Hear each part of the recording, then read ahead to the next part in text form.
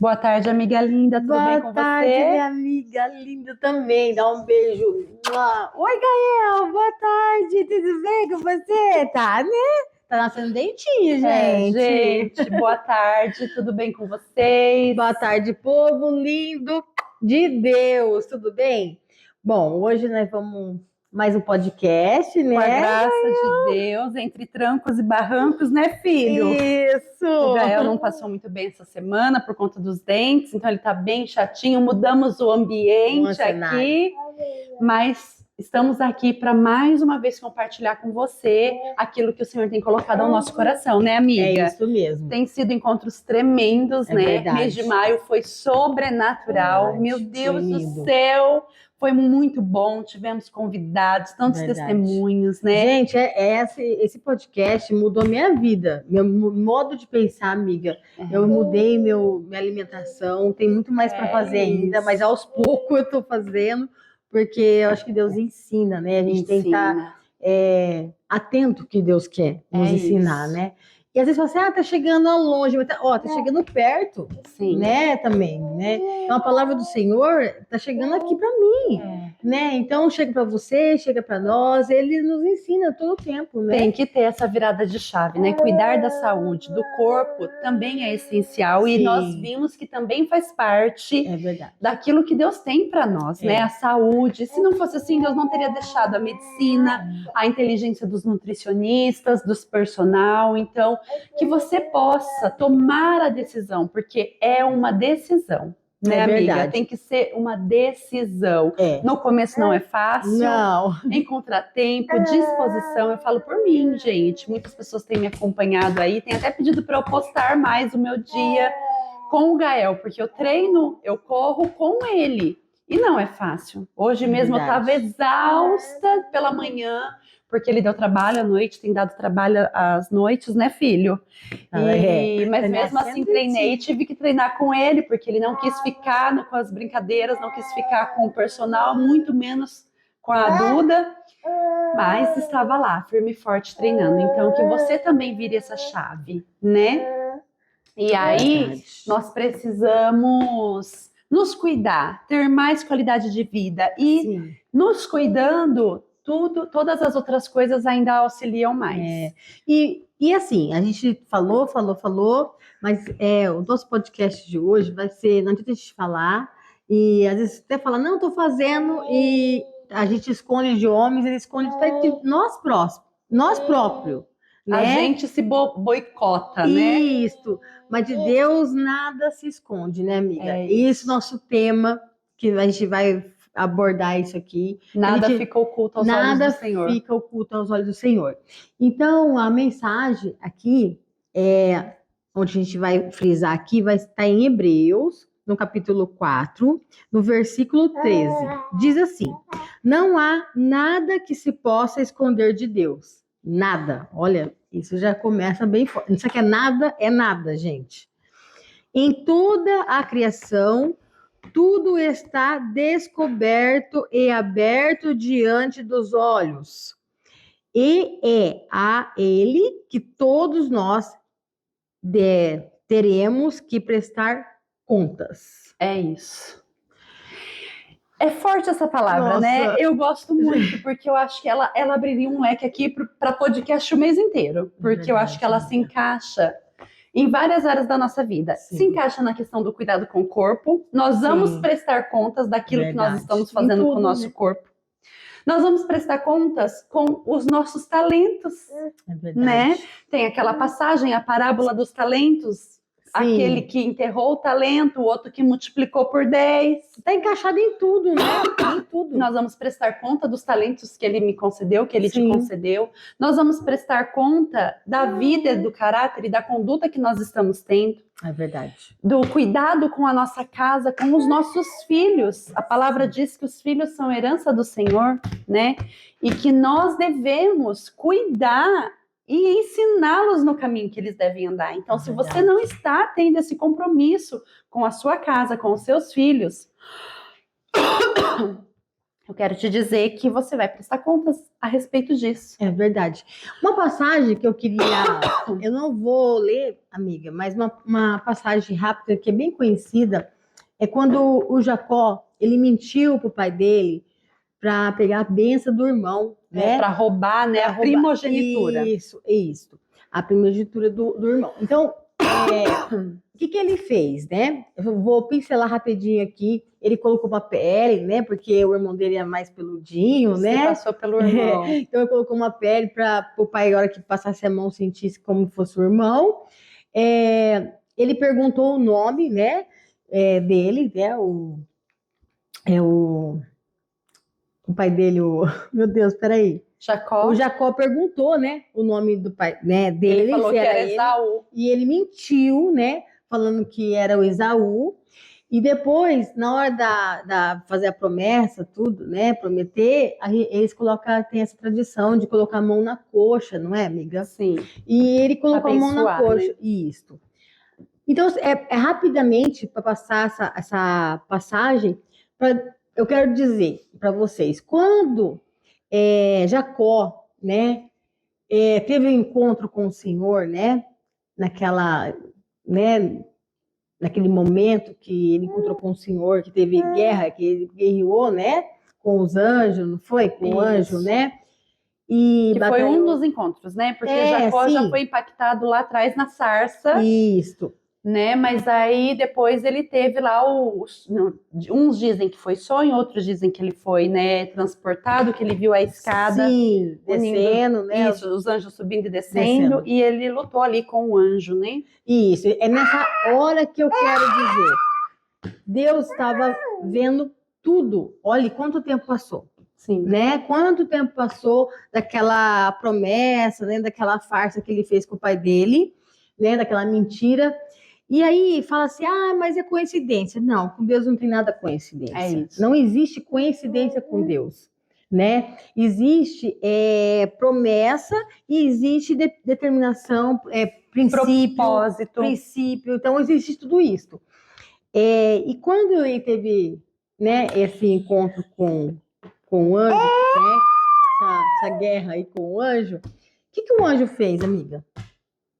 O anjo tocou na coxa dele, né? Na coxa. É coincidência, gente? Vocês me falam, é coincidência isso? Não é, gente, coincidência. É Deus falando, olha, você lembra daquele dia que você tocou na coxa do seu pai para fazer essa, né? Não é? Olha, é muito forte. E Deus é um Deus de detalhes, amiga. Sim. Ele é um Deus de detalhes. Então, presta atenção. Tocou na coxa dele. E depois falou qual o seu nome.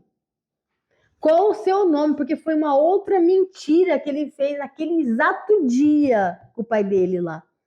Ele mentiu o nome, falando que era Esaú. Se eu não me engano, salva a memória, foi nessa passagem que Deus troca o nome de Jacó para Israel, isso, né? Depois porque ele para quem né? não sabe, Jacó significa usurpador, né?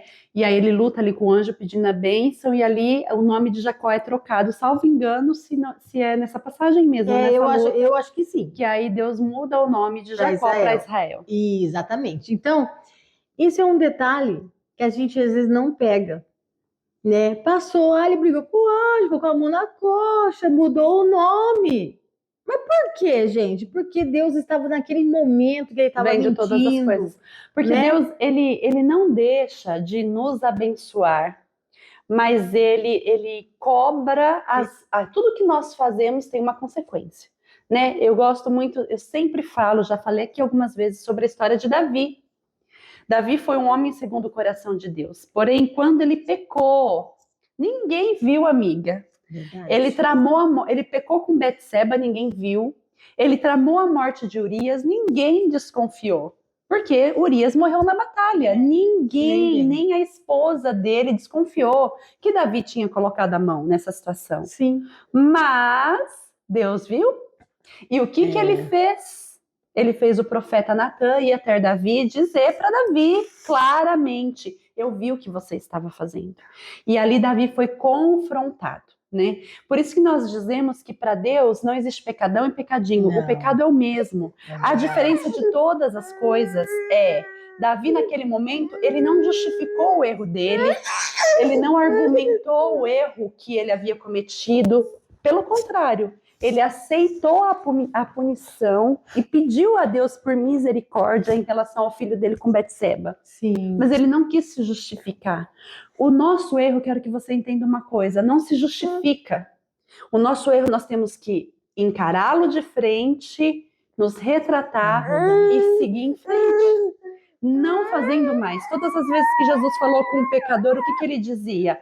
Vai, não peques mais. Sim, né? Com certeza. Então, nós não podemos, e a palavra é clara, esconder nada. A gente pode esconder da esposa, do esposo, da igreja, mas ele não deixa nada em oculto. E nós estamos vivendo o tempo em que o Senhor tem dito que muitas máscaras vão cair. Sim. E infelizmente é triste ver que realmente máscaras de pessoas idôneas, pessoas que muitas vezes serviram de exemplo para as nossas vidas, não é, amiga? Sim. Tem desmoronado. É verdade. Né? Tem sido descoberto, porque nada fica oculto aos olhos do Senhor. Gente, a gente pensa, né? Ah, ninguém viu, ou não vai, ou Deus, às vezes, gente, é sério isso. A gente até peca, tem a ciência que pecou, ai, não fiz, né? Mas aí eu vou pedir perdão para Deus. Ele vai me perdoar e vai ficar tudo bem. Ok, ele te perdoa, sim, se você tiver uma petição de perdão sincera, genuína, lógico que ele te perdoa, mas a colheita chega, amiga. Chega. A lei da colheita, gente, Ela não muda. Ela não muda. Ela é a mesma. Deus perdoa, mas a colheita, o que você plantou, você vai colher. Adão e Eva colheram as consequências da desobediência. Né? E consequência essa que a gente vem colhendo dia após dia desde lá. Então Deus, ele é um Deus bom, misericordioso, amoroso, porém ele é justo. É verdade. Né? Nós nunca podemos nos esquecer que nós temos sim que amar, nós temos que perdoar, mas também nós temos que corrigir, nós temos que ensinar.